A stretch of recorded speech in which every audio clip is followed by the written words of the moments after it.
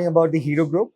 It is a Hero Group of company which is led by the flagship company being Hero Motorcorp, world's largest two-wheeler manufacturer. And Hero Future Energy wishes to continue the same legacy into the renewable energy space. That's how the company was founded. Uh, we started our journey back in almost 10 years ago, having experience of operating both solar and wind over the 10 years or almost a decade now. So we understand the nuances of both solar and wind. Having an experienced O&M team, that is something that gives us an advantage. Now, relying upon that, that's when 3 years back around we kickstarted our journey back into renewables with a focus on the upcoming projects with the new age tenders. That's where our focus was. So we started focusing upon peak power projects, round the clock projects, solar plus storage. And you'll find us there in almost in all these categories. We are at the forefront of the tendering process that's being carried out. Over now, almost we've got around additional pipeline of 5.5 gigawatt, which is to be commissioned in another 2.5 years. That will depend upon the way the PPAs are getting signed. So that is one. Coming to your original question, which is around how we are integrating technology. So the main thing is we want to focus upon the actual requirements of discoms. So discoms these days, I do not think that they are in requirement of plain solar. The more and more of plain solar that we are adding to the grid, we are in fact adding to the duck curve problem, which is there as of now.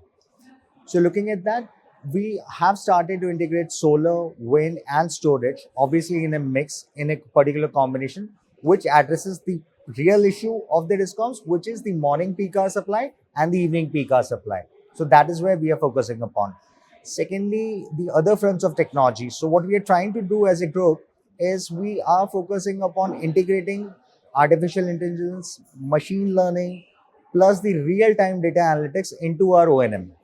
When I say so, the idea is by integrating these technologies, we'll be able to maximize the energy output and at the same time, we'll be having the minimum possible downtime. So the entire focus is there on maximizing the possible revenue through the O&M. And at the same time, there are other departments which are trying to leverage the AI/ML thing that's been going on. For example, we are using that in the business development team, wherein we are using certain aspects of AI/ML to go through the tender document to scrutinize those documents. Even we are utilizing some of these concepts in HR practices as well. So the same thing goes well for some of the safety audits, other audits. So accounts and the finance department, everyone is using right now a lot of these, I would say, aspects of AI/ML, and we are trying to come up with the innovative things that we are trying to do. So solar has taken us, plain solar, plain wind has taken us so far. We've touched 200 gigawatt. When I talk about the RE penetration into the grid, we are almost around 35% in terms of power, in terms of installed capacity, 15% in terms of energy. So that's there. I mean, now beyond this, we'll have to figure out way for ourselves whether adding more and more of plain solar is going to solve a problem, or are we creating a problem that would be solved in future. So in our view, we are pretty sure that what the country needs right now, at least some of the discoms which are having these giant duck curves, practically those duck curves are resembling that of giraffe curves now. Looking at the steep and the slope that's there. So in order to overcome those issues, maybe solar plus storage, maybe round the clock and peak power. These are the projects that would be required by some of the discoms who are in advanced stages. While some of the discoms which still haven't got that much amount of RE penetration, they can still continue to add plain solar, plain wind. So you're absolutely right. The biggest challenges that we are facing as an industry, rather I would call it, these are not the challenges, these are the problems that we need to solve for. Yes, land bank, land acquisition is becoming difficult day by day. Connectivity is one of the biggest concerns, and hence what we started this couple of years back, wherein we started to apply for connectivity at CTU network. We that there are only two ways that you can solve this problem. One is the faster execution. You bring in the new substation and execute them faster, and the second one is the efficient utilization of the existing substations. When I say so, So, for example, there is one particular project, let's say 300 megawatt project, new project that is to be set up in Rajasthan, having 300 megawatt installed capacity. That particular connectivity would be utilized only for 8 hours during the day. Now, that is the most inefficient utilization of that particular connectivity.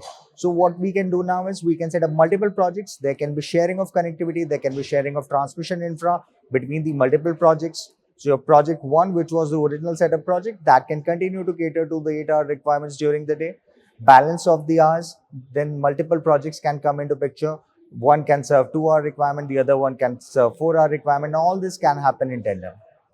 There'll be certain challenges in doing so, but again, those are the modalities which can be worked out. So therefore, look, what we see is there should be multiple projects which should be utilizing these connectivities.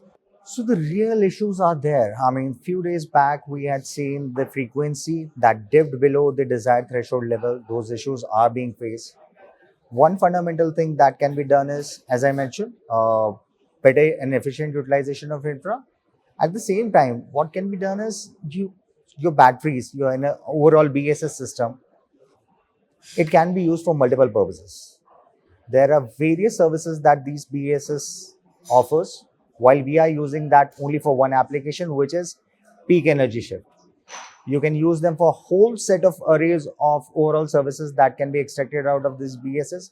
It can be voltage regulation, it can be frequency regulation, it can be other services, ancillary services can come into play at a later date. Drawing upon the learnings from the more advanced economies, wherein someday arbitrage will also come into picture. At the same time, you will find that there are other, there's whole lot of value that these BSs offer. So the overall value of value stacking is something that we need to understand.